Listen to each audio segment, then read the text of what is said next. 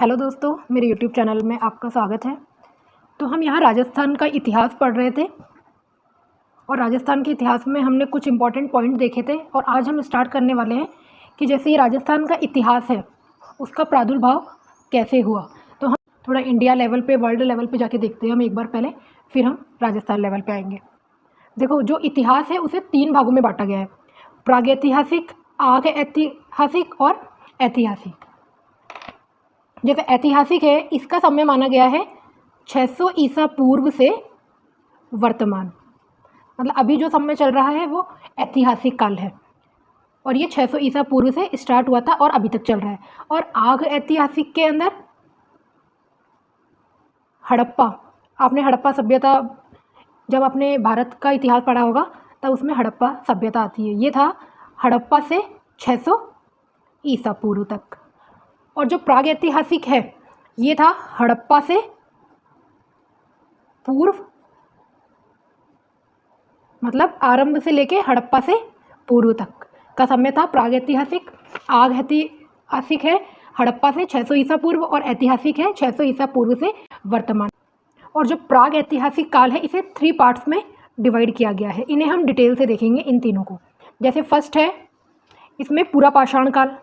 पूरा पाषाण काल मतलब, पाषाण मतलब पत्थर। पहले के लोग क्या करते थे, जैसे औजार वगैरह बनाते थे तो वो पत्थरों से बनाते थे।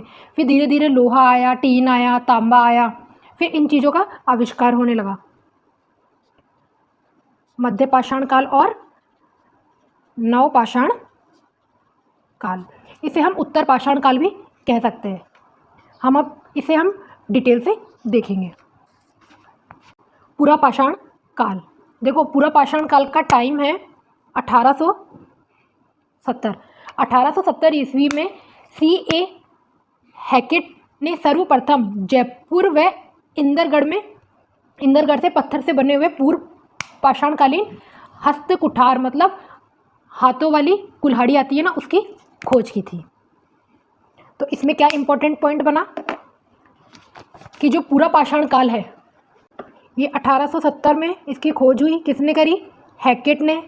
कहाँ से? जयपुर व इंदरगढ़ से। क्या खोजा? हैंड एक्स, मतलब हाथों की कुल्हाड़ी की खोज की थी सबसे पहले।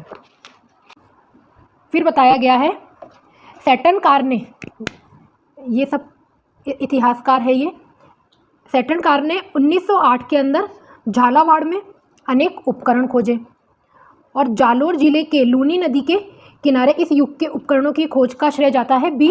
आल्चिन को। क्वेश्चन बनेगा, जालोर जिले में पूरा पाषाण काल के उपकरणों की खोज का श्रेय किसे जाता है? बी. आल्चिन को। लेकिन जो पहली ये लाइन है ये सबसे इंपॉर्टेंट है। चंबल, बनास व लूनी व उसकी सहायक नदियों के किनारे पुराण पाषाणकालीन उपकरण प्राप्त हुए हैं। क्वेश्चन बनता है, पुराण पाषाणकालीन उपकरण कहाँ प्राप्त हुए हैं? चंबल नदी के किनारे पर। जायल, डिडवाना, सिंगी तालाब, ये तीनों जगह नागौर में, यहाँ से भी अवशेष प्राप्त हुए हैं। यहाँ सबसे इम्पोर्टेंट पॉइंट है, पुराण पाषाण काल की खोज सबसे पहले कहाँ की गई है? जयपुर व इंदरगढ़ में 1870 C.A. हैकेट के द्वारा, और मिली है हाथों की कुल्हाड़ी। मध्य पाषाण काल, अभी हमने पढ़ा पूरा पाषाण काल, अब हम देखेंगे मध्य पाषाण काल। पश्चिमी राजस्थान में लूनी व उसकी सहायक नदी, चित्तौड़ की बेड़च नदी घाटी और विराटनगर से मध्य पाषाणकालीन उपकरण प्राप्त हुए हैं। कहाँ कहाँ से प्राप्त हुए हैं? पश्चिमी राजस्थान के लूनी, चित्तौड़ की बेड़च नदी और विराटनगर से मध्य पाषाणकालीन उपकरण प्राप्त हुए हैं। उपकरणों में क्या क्या मिला है? एक तो मिली है blade, engraver, triangle, crescent, scraper, pointer and trapeze. ये आपको नाम याद रखने हैं।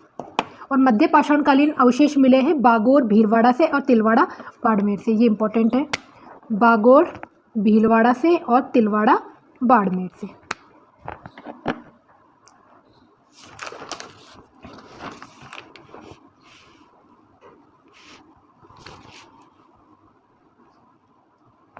नव पाषाण काल या उत्तर पाषाण काल, इसमें हमें किस चीज़ के साक्ष्य मिले हैं?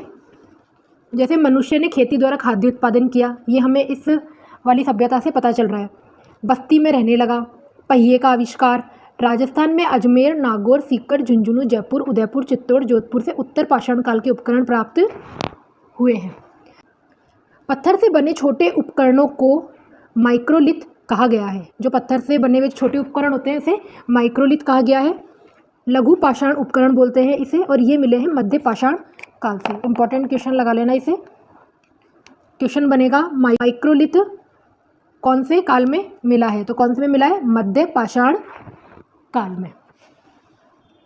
देखो वस्तुओं के आधार पर जो सभ्यताएं हैं कौन सी है, सबसे पहले वस्तुओं के आधार पर सभ्यता आई थी पाषाणकालीन सभ्यताएं।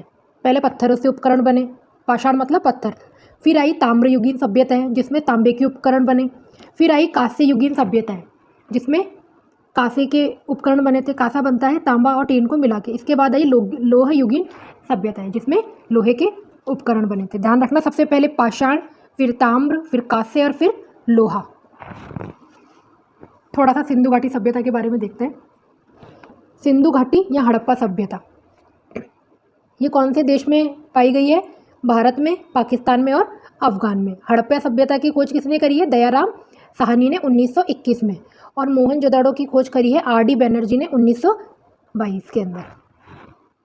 अगर आपके सिलेबस में भारत का इतिहास है या विश्व का इतिहास है तभी आपके लिए इम्पोर्टेंट है। अगर आपके सिलेबस में राजस्थान का इतिहास दे रखा है तो आपको ये पढ़ने की आवश्यकता नहीं है।